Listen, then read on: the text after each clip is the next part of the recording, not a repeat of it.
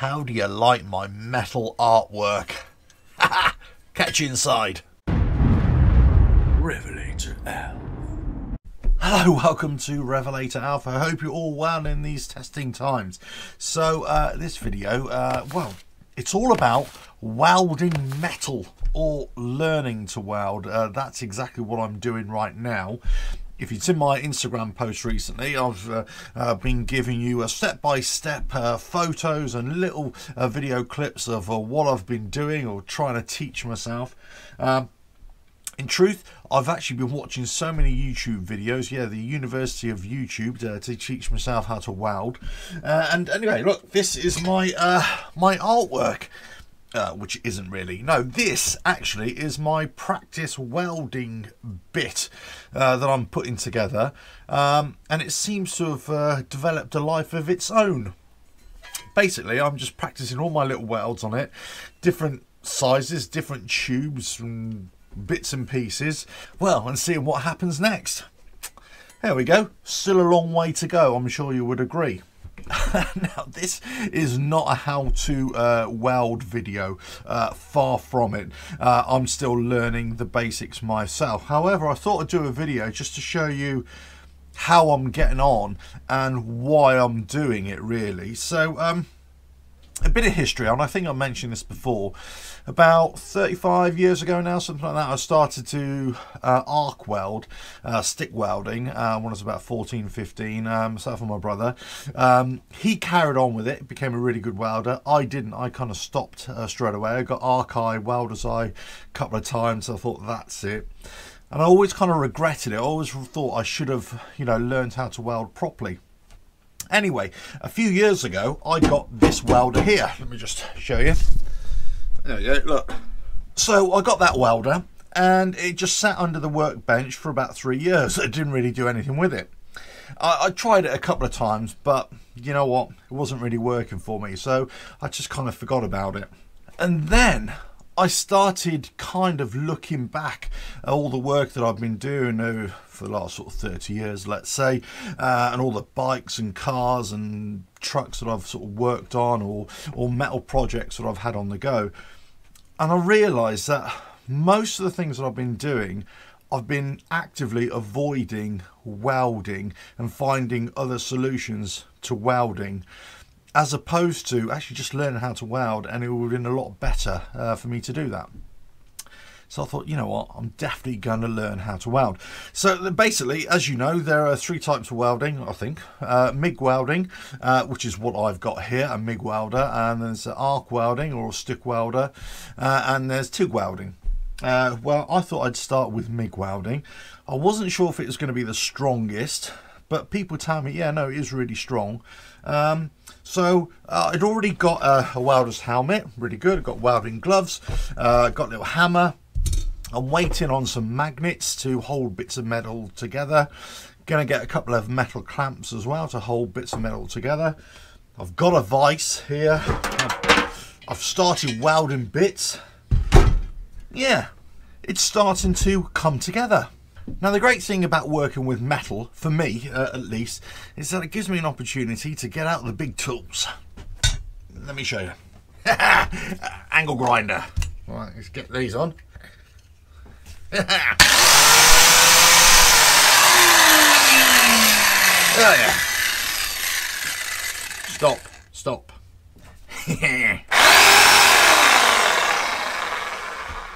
Love this.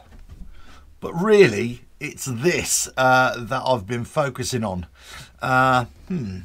Yeah. Now, quite a few things I've had to learn very, very quickly.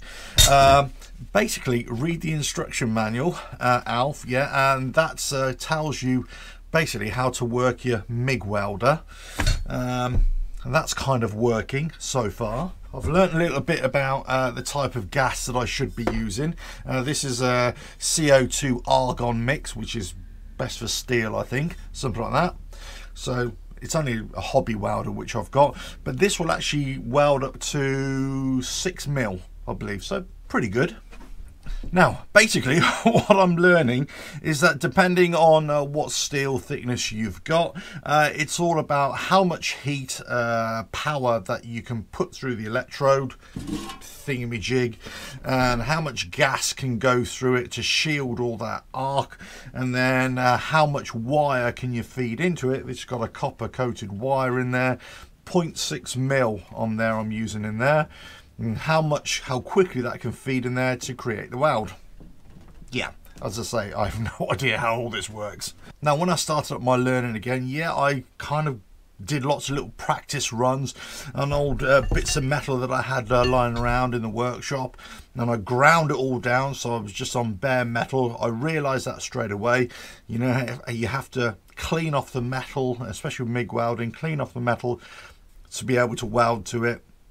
And some of those early welds were, well, really poor. And basically that's a complete ignorance on my part of the way the gas works, the way the speed of the wire coming through works, and also the heat that the MIG welder is generating as well. Now, this MIG welder is a SIP, I believe. It's a MIGmate Turbo 130, if that means anything to you. I think it says it's got minimum 35 amps, and it's also 20 to 30 volts. So I think that's what it's basically operating at. It is quite a basic one. As I say, this is a domestic hobby one, really. It's not a professional one. But it's funny, isn't it? I mean, the more that you practice, the better you become. Funny that, really. I mean, but it's true. Those first welds were horrible, and I couldn't quite work out what was going on. Then it kind of, the light bulb went on, and I started to figure out, oh, okay, it's the gas, and it's the speed of the wire, and the power, and all that sort of stuff. And then you practice with different thicknesses of steel, whatever you're welding, and it seems to work. And now look, yeah, I'm doing structural stuff. It still looks absolutely horrible, no doubt, but look, I'm getting there. I'm getting there. So really, it's all about getting your metal. So here's a little tip for you. Go to your local metal supplier, your metal steel holders or whatever they are, and give them a call and ask them if they've got a little offcut section or a little scrap bin which you can go and pick and practice on. And basically that's exactly what I did with my local one. So really good Berkshire metal steel, thanks very much. All really good from you. I gave them a call and they said, yeah, just throw us a couple of quid for, you know, in the teapot, and come and fill your boots. And that's exactly what I did. I got a whole hunk of metal, loads of this sort of stuff. Yeah. And it doesn't matter if it's bent, it doesn't matter if it's, you know, rusty or warped, or how big or how small it is, because all you're doing is practicing. All I'm doing is practicing. That's basically what all this is, just coming out the scrap metal bit. And you pay just a couple of quid, or you might even give it to you for free. You've got all the metal that you need, and yeah, it's amazing. You develop really quickly just by practicing. Just by paying attention to what you're actually doing, as opposed to just aimlessly trying to weld. So basically, the thicker the steel, the hotter, the more voltage you need to go in, the faster the wire you want to feed, and you probably want a bit more gas as well. The thinner the metal, the lower the voltage, the lower the heat, and maybe the slower the wire feed as well. But yeah, I think it's a big balancing act, and that's why you have to practice with each bit of metal that you're going to weld. Whatever you're going to weld, get another bit that is similar, try and practice on that first of all, then go for it. That's what I've been doing anyway. So what equipment did I get? Well, I had a MIG welder anyway, so I would say if you're going to try and buy a MIG welder for yourself, this is probably the easiest one to learn. It's probably the cleanest one to learn. It's probably the best one to have at your home address. So I would get that. There's two different types, I think, for the hobby one. There's a gasless one, or there's a gas one. The gasless one uses a different type of wire with a flux coating, or you got the gas one. I would go for the gas one. That seems to make a lot more sense to me. Whatever MIG welder you've got, I mean, this will do up to 5mm, this one, 5mm steel.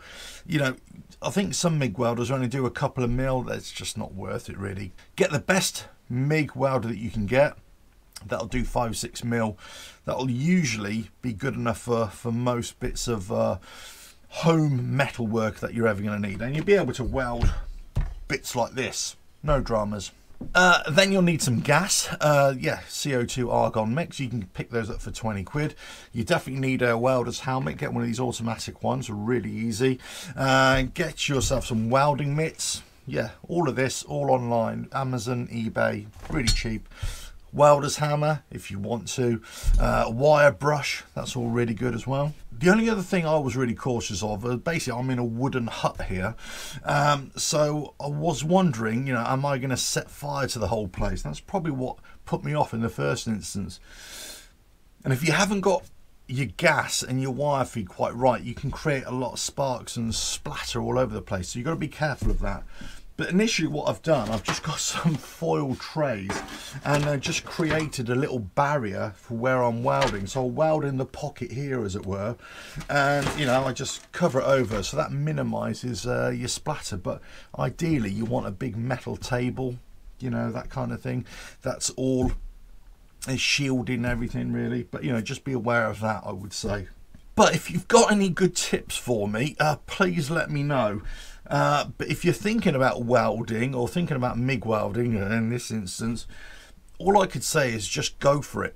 Just go for it. Just get one and practice, and just read the instructions, watch loads of YouTube videos, maybe go on a local course. And you know, people always helpful. I've been really blessed with lots of people, you know, sending me messages and, you know, sending me comments as well about, you know, what to do or what not to do. So it's really good, and it's one of those things that you'll probably thank yourself later for learning how to do it. And the only way you get better at it is, yeah, it's just by practicing. Just got to practice. And then you start creating works of art like this. I mean, look at that. That was my vertical welding. Oh yes, it looks horrible, I know, but you know what? For a first attempt, not bad. There we go. I think I'm at the stage now where I'm consistently inconsistent. So, you know, it's sometimes I do a really good weld and other times it's not very good at all. But as I say, you know, I can only get better. But I think I'm starting to come to grips with it. Not on a professional level, no way. But certainly being able just to weld two bits of metal together, to fuse two bits of metal together. And I think the more I study, the more I practice, the better I'll become. So that's basically what I've been doing in my workshop for the last 3 or 4 weeks. Just welding. There are going to be lots more videos coming, kind of diversify a little bit. I do have possibly a project in mind, and it may involve some welding, hence why I've started welding, or starting to teach myself how to weld. But maybe that's for the future video, who knows. Right, anyway, that's it. I just thought I'd give you a heads up of what I've been doing, what I've been teaching myself. Yeah, get a grinder, get some kind of saw to cut your metal. You don't need it, you can get just a grinder with a cutting disc, I suppose, and just practice. Welder's helmet, gloves, yeah, a bit of gas, bish bash bosh, done. Right, anyway, any tips, gratefully received. Just let us know in the comments below. But as I say, all I'm going to be doing is just practice, and maybe if you want to take this up, then that's all you need to do as well, just practice. But it just seems to be a balancing act between the wire speed, the voltage that you're putting through, and the amount of gas as well, and have all your metal all clean, especially for MIG welding, and then just just practice, have a few practice runs, get nice and comfortable where you are, and then just do your proper welding on whatever you're going to weld. That seems to be the way to go. Do professional welders do this, or do they automatically know what voltage they should use and what wire speed they should use? How does that work? Let us know in the comments. Or is it a case that you always have a couple of practice runs, even as a seasoned professional? I've got a feeling some of these guys automatically know what they should be using on a particular metal. But there we go. I'm nowhere near that. Probably never will be. Right, on to the next video, whenever that is. But like, share, subscribe, all that kind of good stuff. And I'll catch you again. I'm going to do a bit more practice on my Mig Welder. Ta-da!